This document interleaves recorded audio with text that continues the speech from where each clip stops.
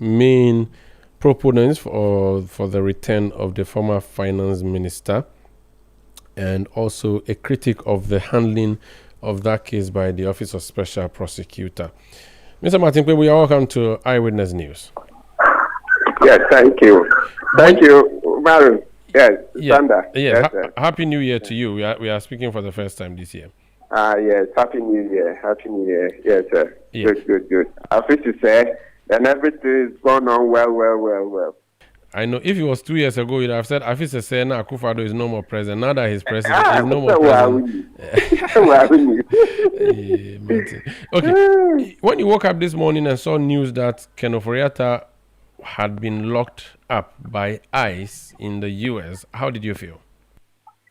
Actually, I felt the ninth. A bit of excitement, but not full excitement. A bit just for the fact that at least now he's facing some accountability, more accountability of his sort. Because, every day we discuss the case, we're mentioning his name that he's run away from justice. It's a form of accountability. It's a form of naming and shaming. So what we've been doing so far is also accountability. Accountability is not only when the person is finally convicted. Many activities qualify for accountability. So when I heard the night, saw the news portal saying that they have been arrested, a bit of excitement, not too much, because you see, Sandra, the plain truth is that Ofori Atta has invested in America. So, and the American economy thrives on foreign investment. So it doesn't look to me like a straight path. It's not a walk in the path to just bring Ofori Atta down. But at least the fact that he's in some custody of his sort has increased the accountability. But we cannot celebrate yet until the day the plane finally lands and then he's handed over to us. Until then, anything can happen, because remember, he has investment in the US. And also, number two, this particular kind of arrest is suffered. I'm not a US lawyer. I'm telling you a story about what I've experienced over the decades. You see, this procedure is done, that you go on a visitor's visa, then you don't come back. Let's say, when you can be holding a 5-year visa, it doesn't matter the number of years. If it's a visitor's visa or business, they call it B1, B2, right? When you enter the US, they will ask you, what are you here to do, blah, blah, blah. Then based upon it, they will give you a certain period to stay. Usually you get 6 months. But if your business is small, sometimes you can just say, okay, 1 month. So what I'm saying is that sometimes you go with the visitor's visa, B1, B2. But when you get there and then you want to change your status, sometimes you want to marry a woman so that you can, or a man wants to marry a woman, or a woman wants to marry a man, etc. And then, or your children are there, they now file for you. So what Ofori Atta is done, which is that, and I had mentioned it about 2 months ago, that his son has applied for him to become a permanent resident.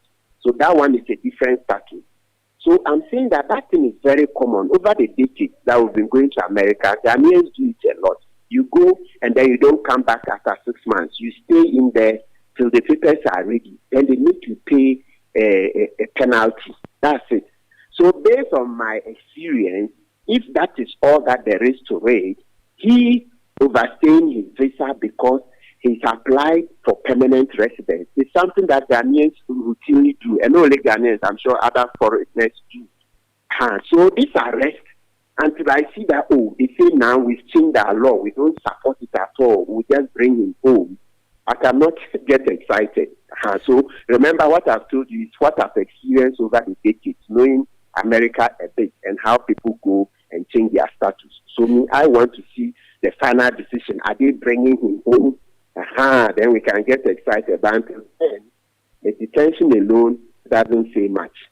Okay, now this detention is not related necessarily to what is happening here in Ghana, the prosecution or the attempt to prosecute.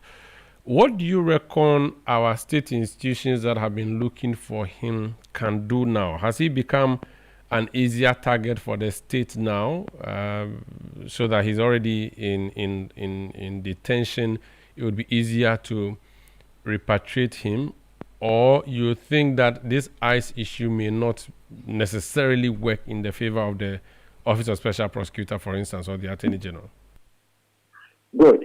So now, Sandra, once they have him in custody, there are a number of things. Perhaps if we lobby hard, then maybe they can just use the immigration violation and deport him. Notwithstanding, like I've told you from practice, I have seen many people not come back and eventually be able to change.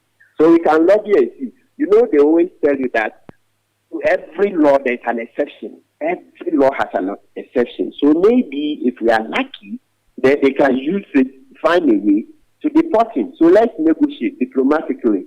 You know, we've been sending people to them, so perhaps they can look at it and avoid all the messy things that will happen when you want to do extradition.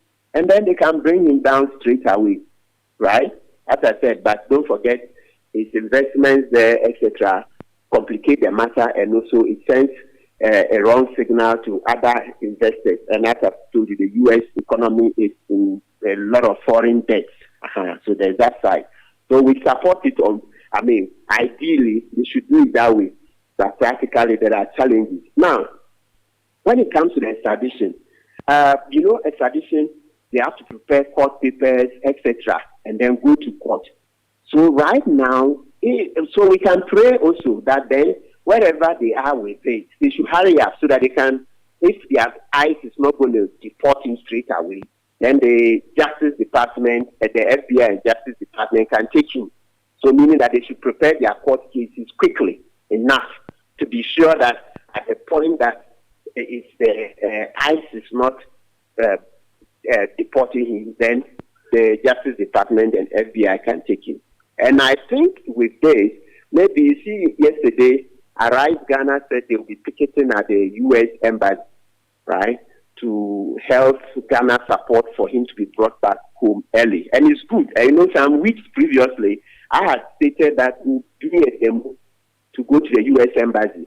And then after that, Professor Kpebu Asari and some people wrote a petition to the U.S. ambassador. So maybe we can also hurry up so that this issue gains as much traction as possible.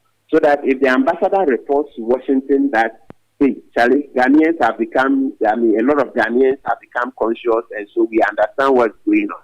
Perhaps it can influence them to bring him down quickly. So anything at all that will keep this matter on the front burner will help. And that's in terms of the way Ghanaian citizens will get up. So let's get up like the way the answer is you. If we make a lot of noise, I think the Americans will see that, hey, we understand. We cannot just keep sending our citizens to them and then we don't get our citizens back. Thank you so much for speaking to us. You're welcome.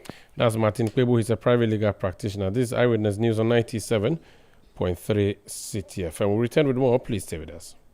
Eyewitness News.